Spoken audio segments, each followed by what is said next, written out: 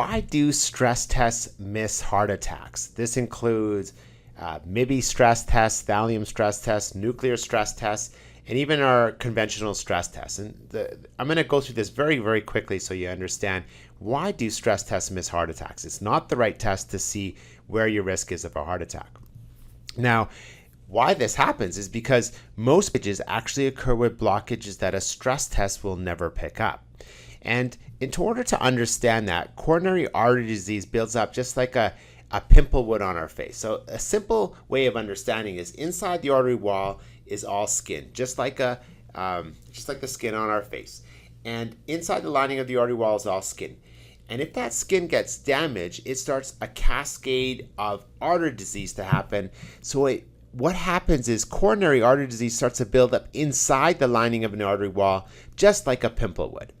Now that we know how it builds up inside the lining of the artery wall and how a heart attack actually occurs, is you're healthy one day and unfortunately then that pimple pops.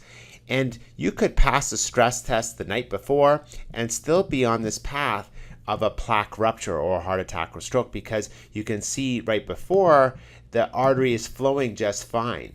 But then all of a sudden you might do some high intensity exercise, or you think that's the culprit, or we have some kind of stressful response, or you could even be sleeping.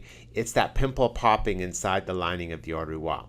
Now, to back that up with some data, blockages prior to a heart attack, there's Ambrose, there's Little, Nabiyoshi, Garud. These are all studies showing that the percentage of stenosis, so stenosis is a blockage, that 68% of heart attacks, when it combines all of this, 68% of heart attacks occur with blockages, or stenosis is also known as, under 50%.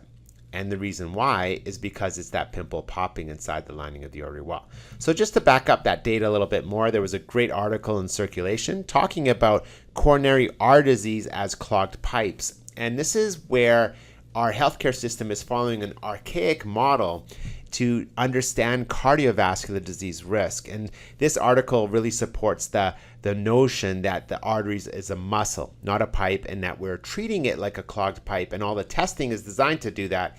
But really what we should be looking for is blockages prior to a heart attack and the vulnerability of it rupturing. And this is what the Heart Fit Clinic focuses on. So we look forward to helping you live happier, healthier, and longer.